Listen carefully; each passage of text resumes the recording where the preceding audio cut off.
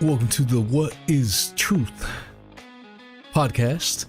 This is Weezy's weekend wind up. Hoping everyone is doing rather exquisite. Thank you guys for coming out. As usual, we will start off by giving the lovely shout outs. Shout out to the lovely Marion G of G Spots, Miss Heaven Sent, Demelza, Out to Lunch, Miss T, Miss Lemons, hell yeah, Secret Squirrel, Roscoe Coltrane in the house. Thank you guys for coming out. Oh, what's up, DJ Mossy in the house.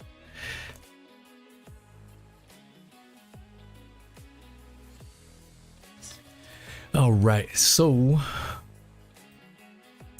let's see here. All right, let's get to our housekeeping announcements first and foremost.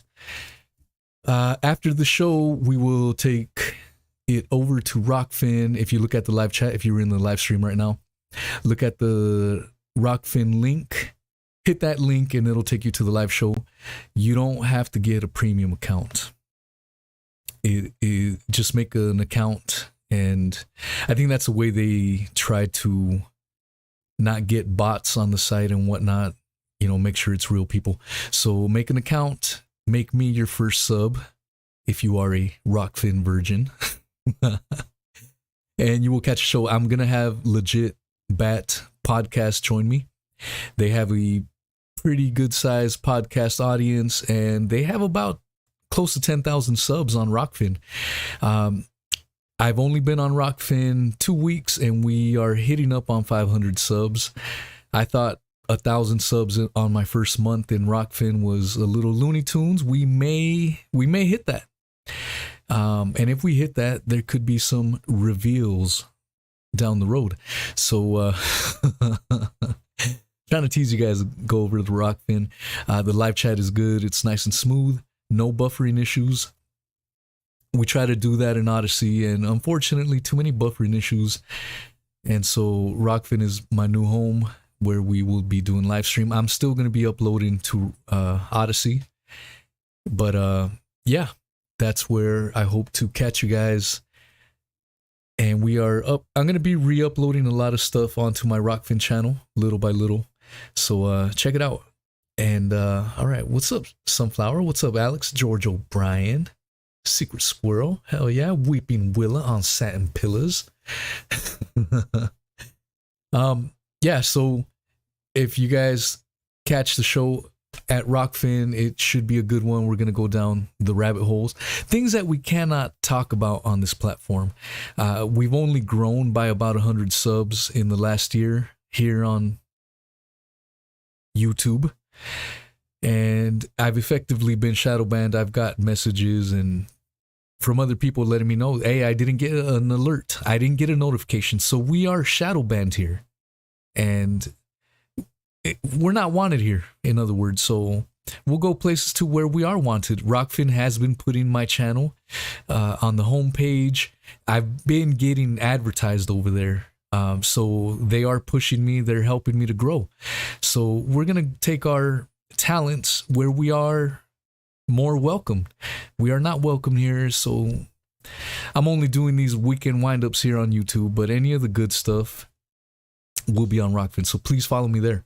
All right, enough of that stuff. Let's get right to it. Where are we at? All right, so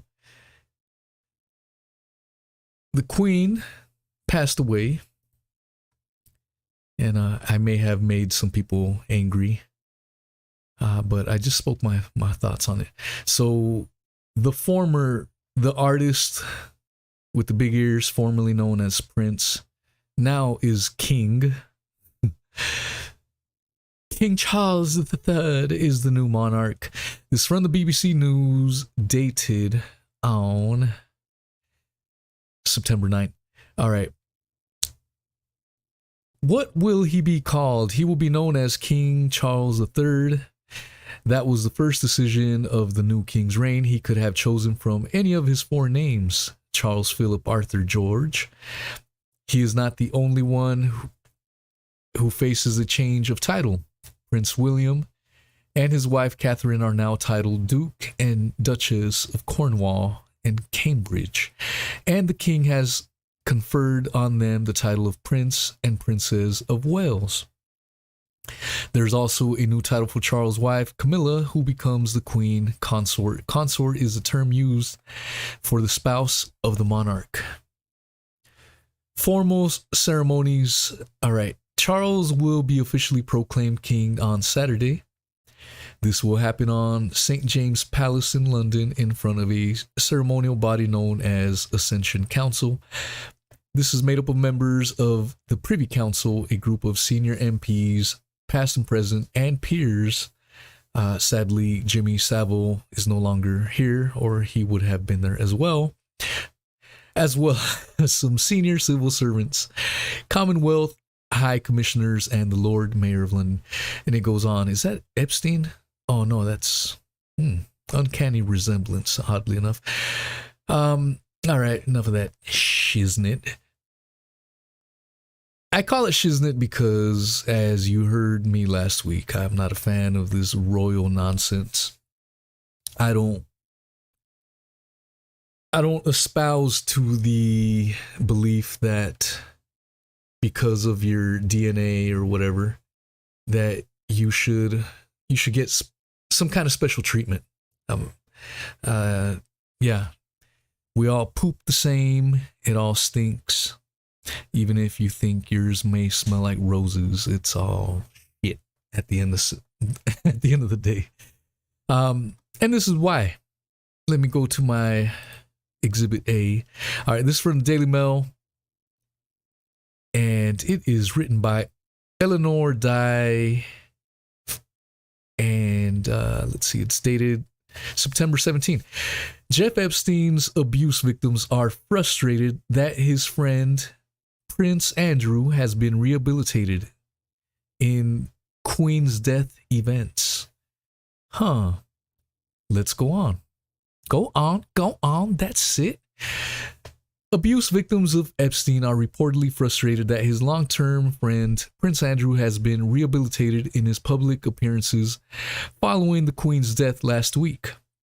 The Duke of York, 62, has returned to public life during the period of mourning since his mother's death, but a representative of Epstein's victims said Andrew's appearances in honor of the Queen were disrespectful and insulting to those involved, The Independent reported. He has been accused of trying to rehabilitate his public image following the Queen's death.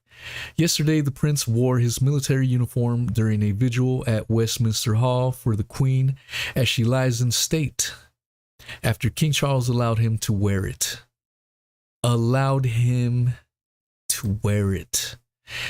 He had previously been suspended from doing such activities, and he got an exemption. What a crock of shit. And then you can see the Prince Andrew there. Look at that. What a freaking joke. No wonder Epstein victims are incensed at this. I mean, damn. They go back on their word. He was stripped from these titles, and let's make some exemption for the nonce. The king, Princess Anne, Prince Andrew, and Prince Edward stood guard over their mother's coffin in silence for 10 minutes while members of the public filed past. He also took part in the vigil of the prince. So enough of that shit. In other words, they went back and he got to participate in these royal ceremonies. Look at this clown, man. The nerve. It's freaking ridiculous. This is from MSN by Emily Clark. As the UK mourns the Queen, police treatment of Not My King protesters is sparking freedom of speech fears, as they haven't been sparked already. Anyone paying attention to what's going on in the UK and in Australia are not strangers to this crap. So this is from an American source. And so maybe to them, this is new. And although I am American, I am in cahoots with many of you UK and Australian folk. And so I am well aware that freedom of speech does not exist in the UK. A crackdown on protesters holding "Not My King" and "Abolish the Monarchy" signs in the UK has sparked a series of new demonstrations. Amid fears, freedom of expression is being squashed in the wake of the Queen's death. Well, no shit. As Britons mourn the loss of Queen Elizabeth II and the new king tours his kingdom, some public events and locations have attracted protesters holding pro-republic and anti-monarchy signs. The nonviolent protests became a talking point after police in Edinburgh and Oxford made arrests, and one woman holding a sign was asked to move away from the gates of the Houses of Parliament ahead of the King's arrival. Now, in response, blank banners and white pieces of paper are featuring in new protests as concerns are raised about the behavior of police and any possible infringing of the basic human right of freedom and expression. Let me give you such an example of this. This is from the lovely Vanessa Beeley, who does some excellent reporting on stuff that doesn't get reported on in the mainstream. She posted this video right here. Let me play it for you.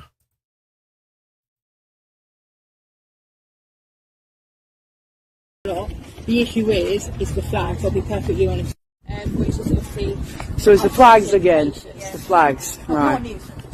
Yeah.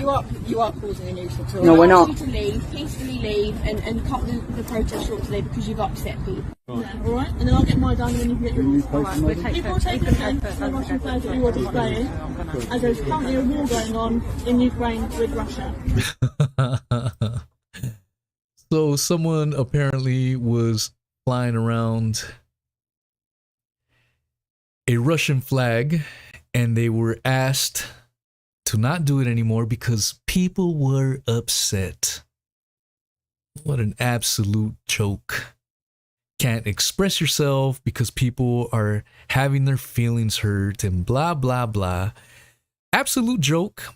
If you are an American seeing this for the first time in the UK, this is not a new thing that's happening in the UK. And I don't blame you, because when I first got involved with folks in the UK, this was something that was mind-boggling, for lack of a better term. I couldn't believe. I had thought that the UK was better than this crap, but apparently this is how they roll down there, much to the chagrin of UK citizens. There is no freedom of speech. But it's not just in the UK. In Australia, this is from The Independent by Shweta Sharma. Indigenous Australian rugby league player is fined and suspended for criticizing the Queen. So same shit, different continent.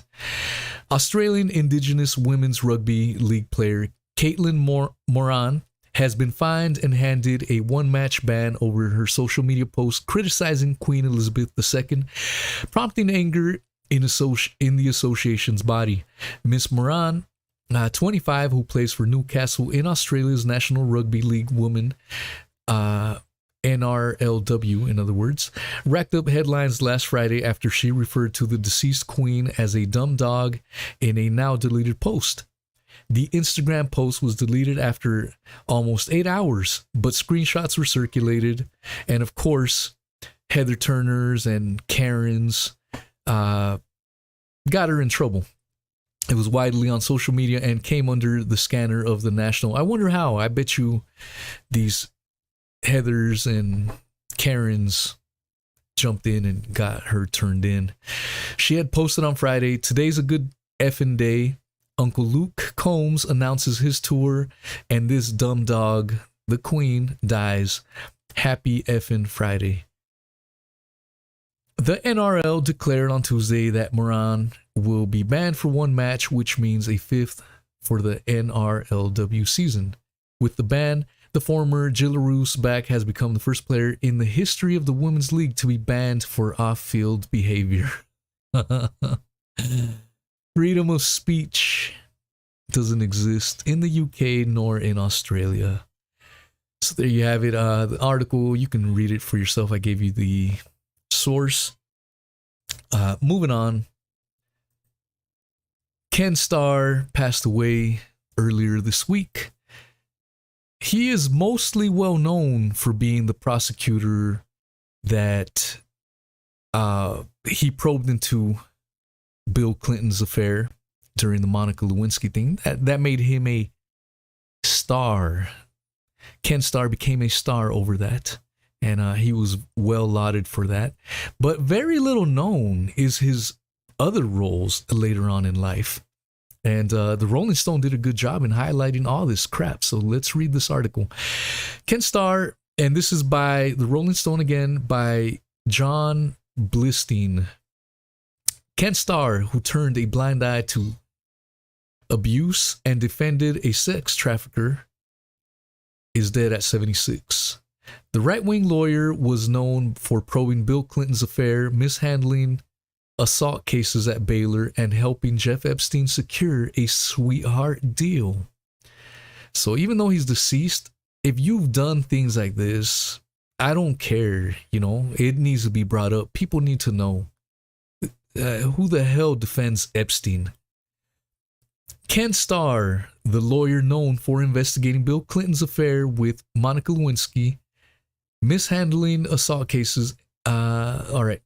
Starr's family confirmed his death, saying he died from complications from surgery at St. Luke's Medical Center in Houston, Texas. Starr was a stalwart conservative foot soldier throughout his career. He started as a lawyer and was nominated by Ronald Reagan to serve on the U.S. Court of Appeals in 1983, a post he maintained for about 6 years before resigning. George H.W. later appointed him Solicitor General, and he was even briefly in the running to fill a Supreme Court vacancy later taken by David Souter. Though always lurking around in the right wing, Starr really started to rise to prominence in the mid-90s when he was tapped in to investigate Bill and Hillary Clinton's alleged involvement in an Arkansas real estate project. It wasn't alleged. This is what happened. Neither Clinton was prosecuted, but Starr's probe expanded to include an investigation into Paula Jones' claims of assault against Bill Clinton, as well as Clinton's affair with Lewinsky. Clinton is a dirty dog, no question. So in that regard, Starr did good. It's his later activities for why I have zero respect for this guy. The Starr report, released on September 1998, claimed Clinton lied about his affair with Lewinsky and cited obstruction of justice. So, let's see. All right. After making a name for himself investigating Clinton's sexual impropriety, Starr returned to his career as a lawyer and found himself involved in a handful of prominent cases. He successfully represented Juneau, Alaska school board and principal that suspended a student for unfurling a Bong Hits for Jesus sign as the Olympic torch passed through the city. He failed to secure constitutional immunity for the mercenary firm Blackwater after its contractors slaughtered 4 unarmed civilians in Fallujah. What a great guy, huh? And he also failed to uphold Proposition 8 in California, the ballot measure banning same-sex marriage that was later overturned in courts. Despite being busy defending opponents of same-sex marriage and private military contractors, Starr found plenty of ways to return to the world of sexual impropriety. With his plethora of connections to George W. Bush's administration, Starr joined Jeff Epstein's legal team and played a crucial part in pressuring the Justice Department to drop its sex trafficking case against the billionaire. For his efforts, Starr helped his client secure the infamous sweetheart deal that landed him in prison for just 18 months and effectively ensured him immunity from future prosecution. Epstein wasn't the only alleged child abuser that Starr tried to help either. In 2013, he wrote a letter of support for Christopher Cloman just before he was sentenced to 43 years in prison for abusing 5 girls while teaching at the elite Potomac School in the 60s and 70s. So yeah, no pity party for this guy. Although he did good with Bill Clinton, later on in life, it's not like he chose a path of righteousness. He was just doing Bill Clinton-esque activities. So, no love for this guy. All right. This is a article that is kind of pissed me off. This is from the New York Post, September 17, 2022. Teen trafficking victim, and it's written by Patrick Riley. Teen trafficking victim ordered to pay $150K in restitution to a family of her abuser that she killed. I had to change the words around, so that's not exactly the title, but being on YouTube, we, got to change things around. A teenage abuse victim who stabbed her accused abuser to death was ordered to pay $150,000 restitution to the man's family and sentenced to 5 years of closely supervised probation by a judge in Iowa on Tuesday. What a freaking joke. So let's read on and I'll get into it. I'm about to lose my lid. Piper Lewis was a 15-year-old runaway when she stabbed her. So she was 15 when she stabbed her 37-year-old abuser, Zachary Brooks, more than 30 times in Des Moines apartment in June 2020. Lewis, who is now only 17, was originally charged with first-degree murder for fatally stabbing last year. Last year, she pleaded guilty to involuntary manslaughter and willful injury. Each charge is punishable by up to 10 years in prison. What a freaking joke, man. Oh, this infuriates me. The fact, and this guy is no more the abuser.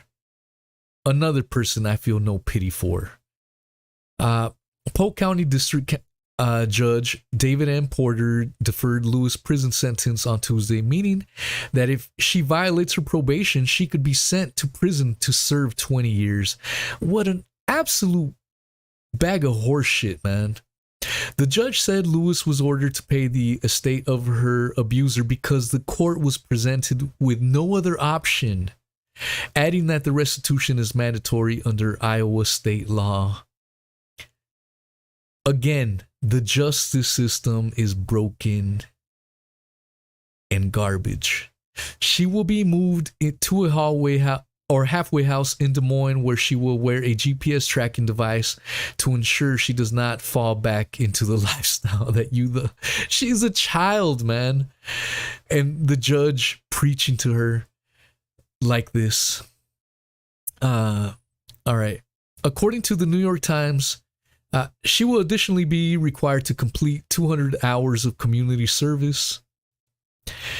She had run away from an abusive stepmother and was sleeping in the hallway of an apartment building when Christopher Brown, 28, took her and began pimping her out to other men for quote-unquote work, officials said. One of the men was Brooks, who abused her multiple times in the weeks before his death, Lewis said. The teenager recalled being forced, and you can read the rest of the article, but truly, truly upsetting stuff. That a victim is made to relive her abuse. Very scummy behavior. We know very similar behavior in many ways, although one was make-believe, but Mr. Ratwood and the whole Cali Diamond stuff. When you make a victim relive their abuse, you are a scumbag. And the justice system, the judge, they're all scumbags as well for making someone who was 15 at the time, who fought back, killed her abuser, to be put in this spot as she's the criminal. as she's the bad person. It's a freaking joke, and it's truly upsetting. So we've read enough news that's grinded our gears and pissed us off. So let's bring maybe a more lighthearted article. Maybe some people will get pissed off. If you're a fan of chess, you may be pissed off. This is from the Daily Mail. It includes butt plugs and such.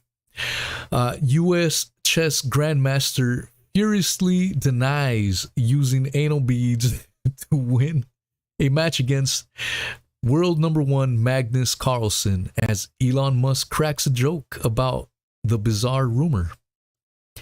All right. And did I say the source? Daily Mail, written by Rachel Bunyan. All right. For all the scandals that have rocked the world of elite chess in recent years, rumors that a 19-year-old grandmaster used anal beads and artificial intelligence to beat the world's top player might be the most bizarre. Speculation has grown online that San Francisco-born Hans Niemann, a relative newcomer to the sport, inserted a wireless vibrating anal beads to his body before he victorious match against world number one Grandmaster Magnus Carlsen, 31, last week. Chess fans have speculated that an accomplice watching the match at the Sinquefield Cup in St. Louis used a chess program to determine the perfect move and then sent the encoded instructions via the vibrating toy. Oh, damn. Crime scene city. Niemann has vehemently denied cheating on this occasion, but critics note that his ELO rating, which gauges the strength of chess players, shot to 2701 after his victory over Carlsen, up from just 24. I don't even know what this means, so my bad. To 2484 in January 2021. And he's faced further speculation after he previously admitted cheating during an online game age 12 that saw one of his friends bring over an iPad loaded with a chess engine program that offered the most likely route to win. The person Niemann was playing couldn't see him and so was unaware of what was unfolding.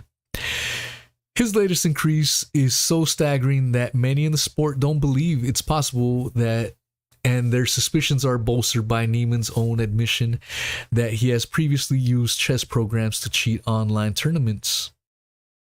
Let's see. Fuck, where was I? I lost my place. All right. One fan tweeted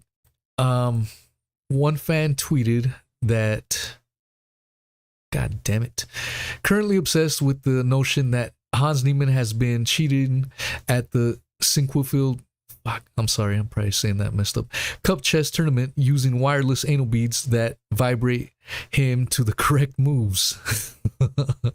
All right. God damn it. Even Tesla CEO Elon Musk chipped in and shared a video on Twitter of an influencer discussing the rumor that Niemann used anal beads during the chess competition. In a since deleted tweet, Musk tweeted an adapted version of a quote by philosopher Arthur Schopenhauer, writing, "Talent hits a target no one else can hit." Genius hits a target no one can see, because it's in your butt. All right.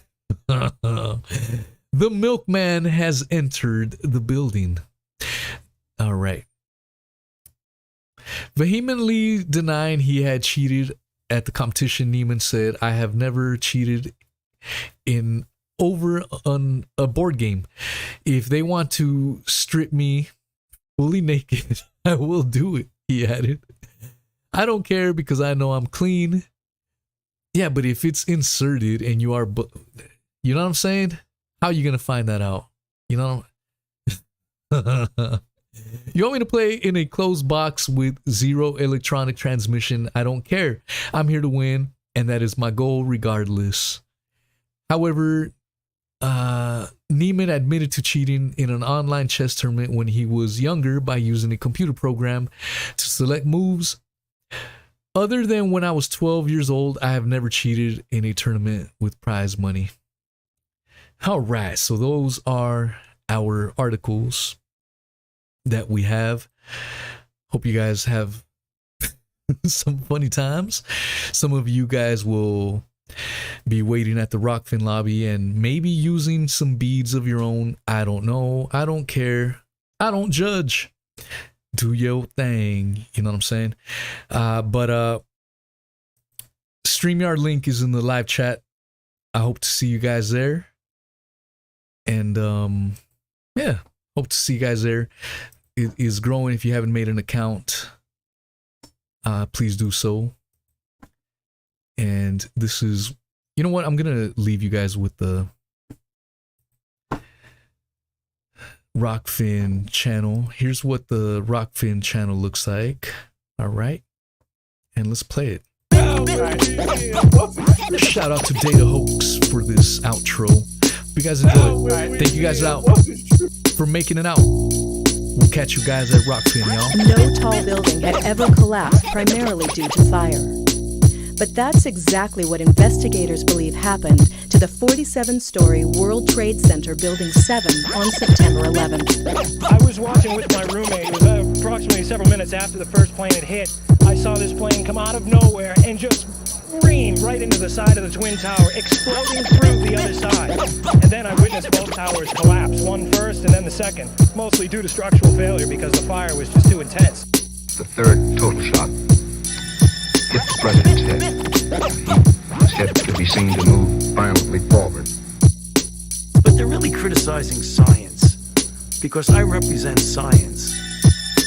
3, 2, 1, ignition. Right away, Houston. Vector good. X side. It's over.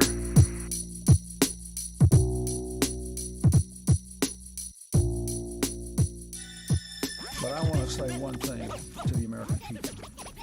I want you to listen to me. I'm going to say this again. I did not